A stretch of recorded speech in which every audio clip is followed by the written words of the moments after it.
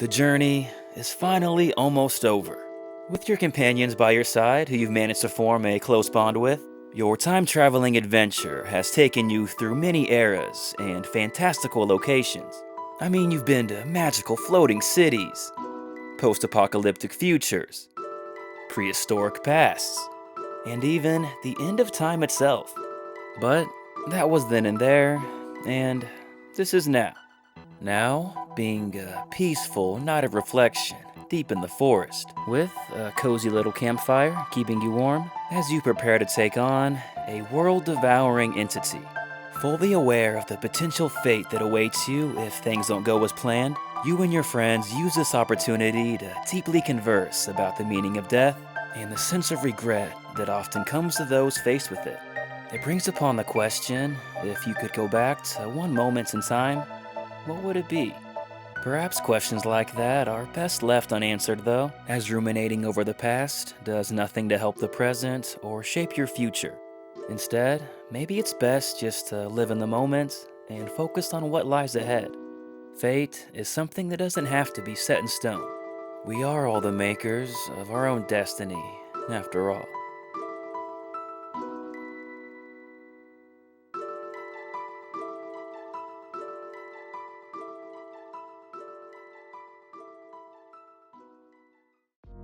Alright, excuse that super try-hard, wannabe, philosophical direction I took that in, as it started drifting towards something that could be a top post in the I'm 14 and This Is Deep subreddit, but I was coming up with this script late last night, and between the pretty, nocturnal aesthetic of the visuals, the mysterious, thought-provoking music, and of course, the subject matter of the scene itself, it just had me pondering life and pretty deep in thought. I think its ability to evoke that type of introspectiveness within a player only helps further prove the point how special that scene really is. Good scenes entertain you. Great scenes make you think. Yeah, I just made up that quote. I don't know if it makes sense or not, but fuck it, I'm sticking with it. But yeah, in all of JRPGs, few scenes are as iconic as the campfire scene from Chrono Trigger due to reasons like this. With that said, while Chrono Trigger may have the most popular example, as one would expect, it's not the only JRPG to have a campfire scene of sorts. Needless to say, a lot of JRPGs have done this over the years. Like the scene from Chrono Trigger, they're most often a moments of reflection, either further fleshing out some characters' relationships, or discussing current events going on in the story. The Tales of series is one that does this very commonly. I've been playing a lot of those games recently for some retrospectives we've put out on our channel, and it just reminded me of how impactful and sometimes poignant some of these scenes can be. I mean, take the coffee scene from Tales of Symphonia. It's pretty much become a meme at this point, but it only became a meme in the first place due to how memorable it was. We the player have a suspicion that Colette can't feel anything, but Lloyd just confirms this with his, surprisingly, clever ruse. Lloyd gives Colette a hot cup of coffee that she acknowledges as being hot, to which he responds with, "Oh, JK, it's actually cold," and she's like, "Oh yeah, you're right, it is cold." Only for him to then trick her again and be like, "No, you stupid idiot, it is actually hot." For as big of a dumbass the game paints Lloyd out to be, I remember the first time I saw that scene, I was just like, "Alright Lloyd, I see you with that 1000 IQ play." Yeah, the campfire itself may not play a huge role here, but it only helps illustrate the type of memorable conversations that can take place in environments like this. Plus, you do hear the cackle of the campfire in the background, which only adds to it. On top of story scenes involving campfires, sometimes they're less narrative-focused and more gameplay-oriented instead.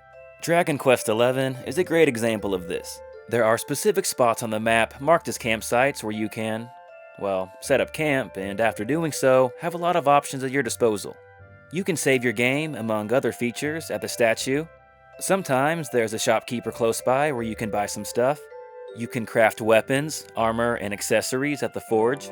Or you can just choose to rest until any time of the day you wish. And of course, let's not forget to mention being able to talk to your party members for a quick, relevant conversation about the events going on in the game's story at that point. Square Enix certainly did a great job in incorporating a lot of elements into the classic campfire setting. The Forge alone has tons of use and is something you're going to be spending a lot of time with. It's a simple and fun enough minigame where you gradually unlock various skills as you progress forward through the game that allows you to really fine-tune your gear to a top-tier degree. So yeah, if you're looking to craft all the best shit in this game, be prepared to be around campfires a lot. Another game/series that incorporates gameplay elements and a safe function into a campfire setting is the Breath of Fire series, most notably 3 and 4. In addition to the campfire scene from Chrono Trigger, these were some of the first scenes to pop in my head when thinking of this video. Whenever you're on the world map, you have the option to set up camp pretty much anywhere, where it then takes you to a camp screen, allowing you to do a variety of things. I mean, you can save your game, switch masters, switch skills, and stuff like that. I always just love talking to your party members as well, getting some insight to their perspective on the game's events. Plus, the cackling of the campfire and all the ambient nature sounds of the woods really sets the mood too. It's a really chill, relaxing, reflective atmosphere. I love to reflect, so settings that are all about that, I'm all for it. And that's pretty much why I just love these campfire scenes in general. That ambiance really just resonates with me, and I'm sure it does to some of you as well. Sometimes, it's the little things that stick with us in JRPGs. And, to me personally, campfires are a pretty damn good example of that.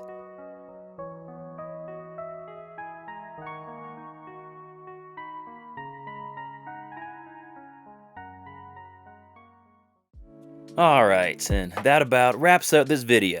I know this was a super short one this time, but come on, campfires and JRPGs, there's only so much I can say about a topic as random as that. I was originally gonna end the video with something about putting the controller down sometimes and getting out in nature more, but when I started to record it, I was just like, this is stupid and preachy, people are free to make their own decisions. So yeah, I cut that part out.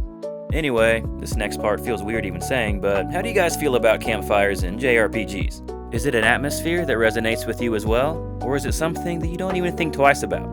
Let us know in the comments below. I've been around some bonfires and went camping with my brother recently, which sort of served as inspiration for this video.